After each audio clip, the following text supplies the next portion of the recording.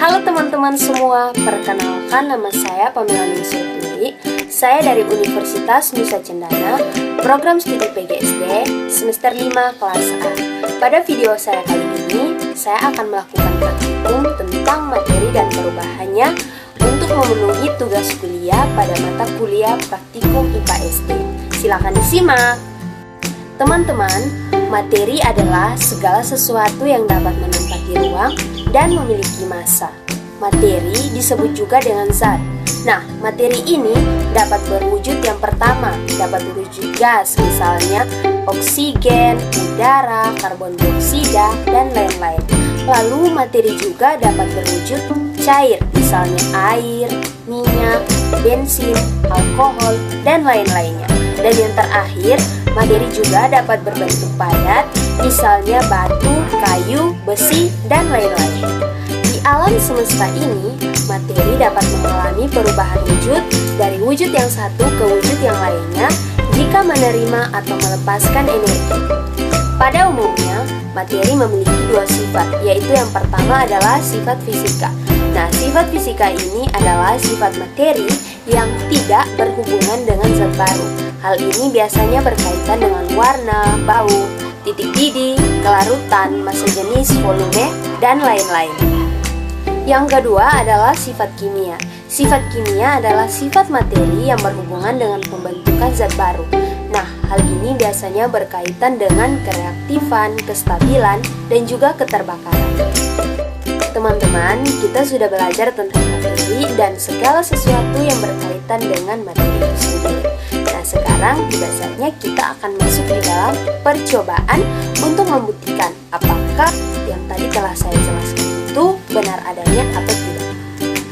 Percobaan pertama yang saya lakukan adalah dengan memanfaatkan media api untuk menghasilkan reaksi pada materi tersebut. Sebelum kita melakukan percobaan, kita persiapkan alat dan bahannya terlebih dahulu. Nah, di sini saya mempersiapkan korek api, lilin untuk membakar, gula pasir, lalu juga lilin yang telah dihancurkan menjadi butiran-butiran kecil, dan yang terakhir ada garam. Langkah pertama yang harus kita lakukan adalah menyalakan lilin yang telah kita siapkan tadi.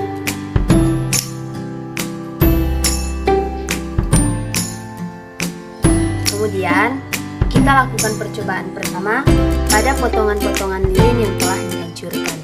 Kita ambil dan panaskan pada api.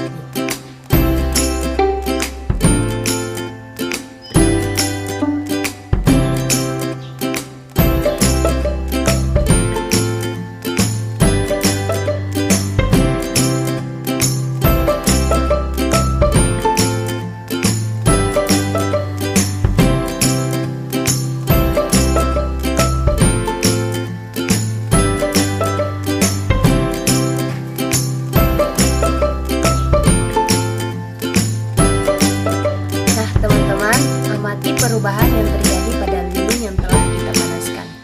Awalnya lilin berbentuk padat, namun setelah dipanaskan, lilin telah mencair dan warnanya juga berubah menjadi bening yang awalnya warnanya adalah putih.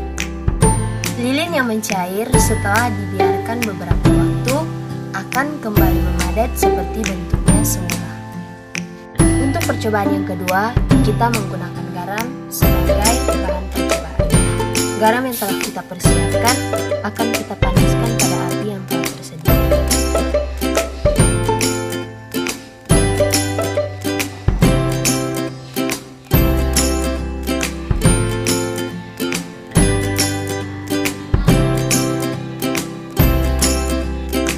Dapat kita amati bahwa garam yang bertekstur halus pada awalnya berubah menjadi kasar setelah dipanaskan.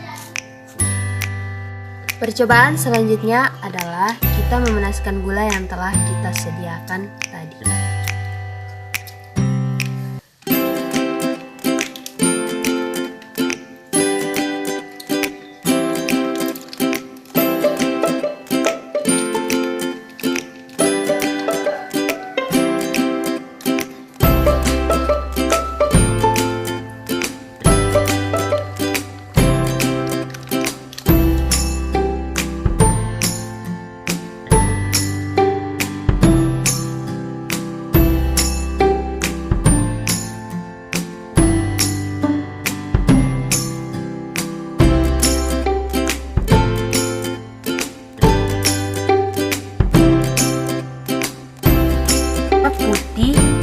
berubah menjadi kecoklatan seperti warna karamel.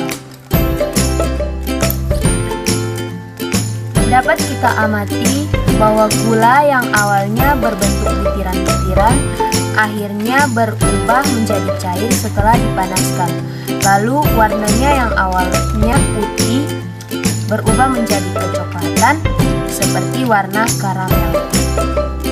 Percobaan selanjutnya saya menggunakan larutan cuka dan juga soda kue. Larutan cuka dan juga soda kue yang telah kita persiapkan kita tuang ke dalam sebuah wadah.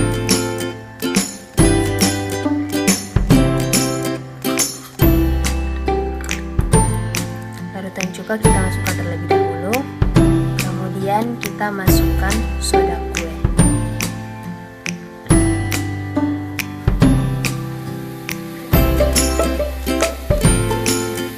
Teman-teman, hal yang dapat kita amati pada percobaan ini adalah larutan cuka yang dicampur dengan soda kue akan menghasilkan gelembung-gelembung, dan gelembung-gelembung itu adalah gelembung-gelembung CO2. Percobaan-percobaan yang telah saya lakukan, khususnya pada percobaan bagian pertama, dapat kita katakan bahwa larutan garam, lalu juga ada butiran lilin dan gula yang dipanaskan, itu ketiganya merupakan perubahan fisika karena dia tidak menghasilkan zat baru, tetapi hanya berkaitan dengan perubahan wujud dan juga perubahan warna. Pada percobaan bagian kedua, ketika saya memanfaatkan larutan cuka dan juga soda kue, percobaan tersebut dapat saya simpulkan sebagai perubahan kimia karena larutan cuka ketika disatukan dengan soda kue akan menghasilkan gelembung-gelembung yang disebut dengan gelembung CO2. Nah teman-teman, tadi saya sudah memberikan penjelasan tentang materi dan perubahannya dan juga sifat-sifat materi itu seperti apa. Saya juga sudah melakukan percobaan dengan memanfaatkan beberapa alat dan bahan, dan tentunya semoga teman-teman paham dengan apa yang telah saya lakukan dan bagikan pada video saya hari ini. Terima kasih dan sampai jumpa.